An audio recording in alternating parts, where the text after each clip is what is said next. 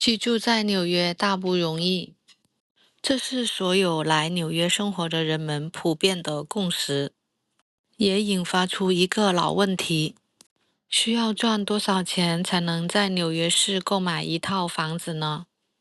为您在纽约购房置业提供切实的建议和方案。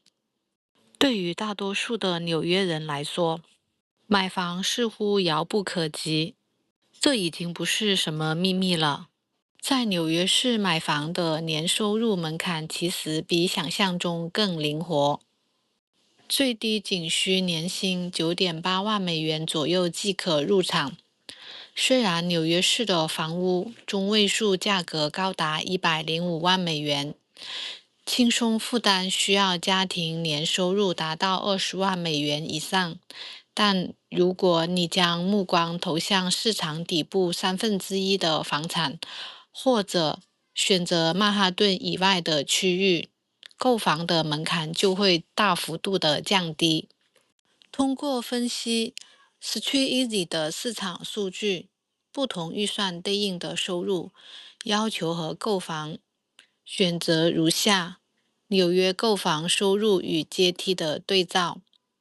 入场级年薪大约9.8万到10万美元，可负担的房价低于105万美元的入门级房产，大约占市场的1/3。核心的优势适合单身白领或者双职工的家庭。随着近期贷款利率的回落，购买力已经有所提升。中产级年薪大约20万美元，可负担房价105万美元左右的纽约中等价位房屋。核心的优势可以轻松负担纽约市中位数价格的住宅。这部分的群体占纽约总家庭的15%左右。富裕级年薪30万美元以上，可负担房价160万美元以上的曼哈顿高档社区或者布鲁克林核心区。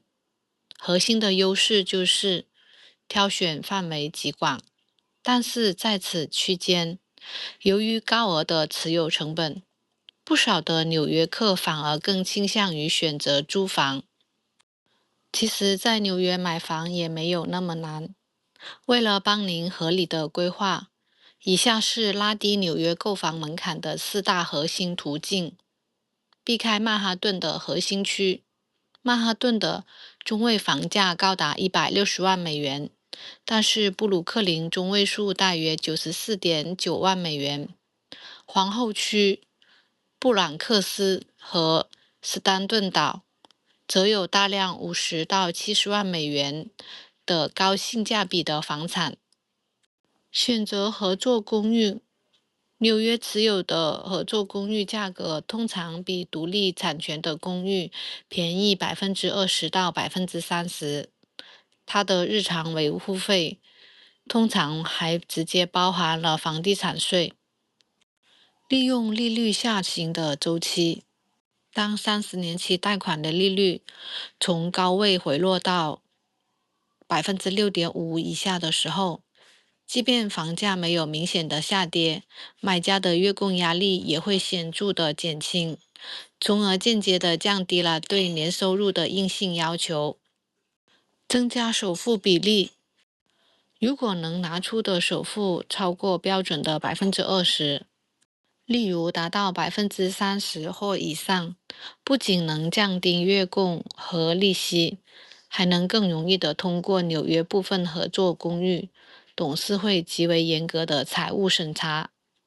在纽约买房子，很多人只盯着房价和首付，结果收房后被每个月高昂的养房成本、持有成本砸得措手不及。在纽约，养房成本主要是由管理费、维持费和地税组成。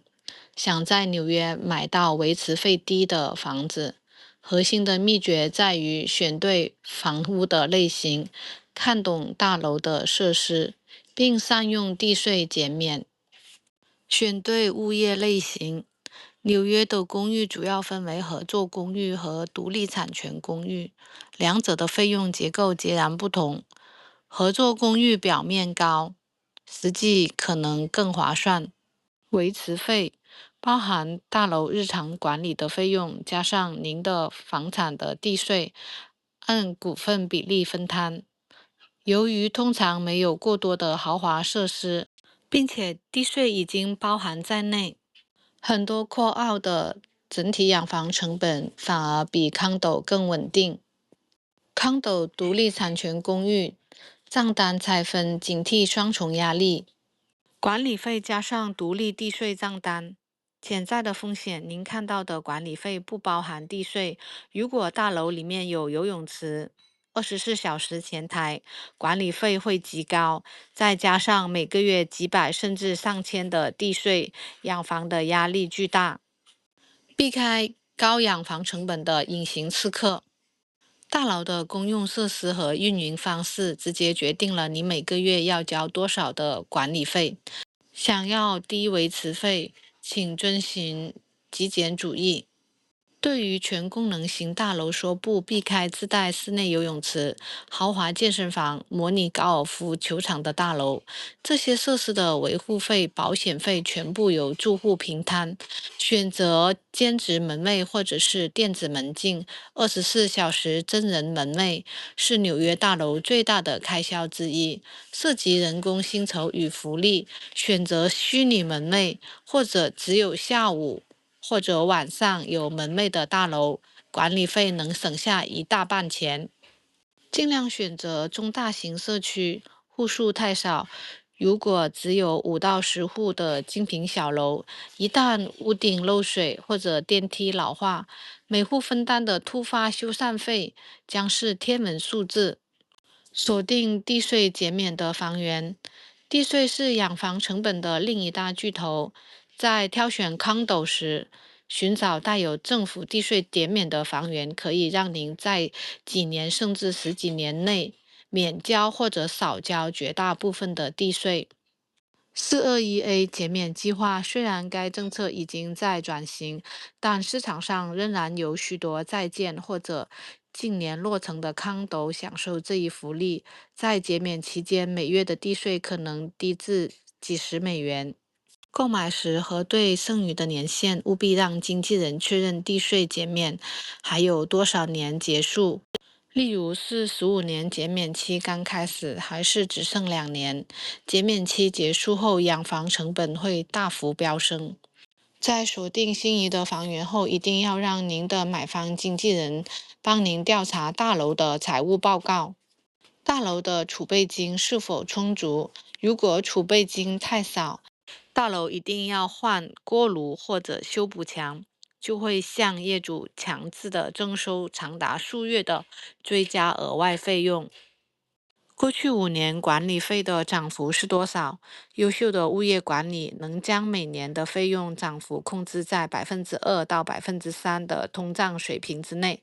如果连年的暴涨，说明大楼财务管理有漏洞。大楼是否有悬而未决的法律诉讼或者是重大的违规？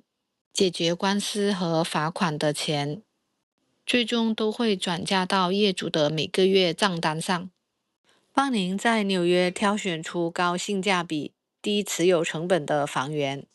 我们不讲套路，不讲技巧，只讲底层判断力，教您如何避开这些坑，少走弯路，带您了解更多的美国房产投资故事，可以帮您规避风险。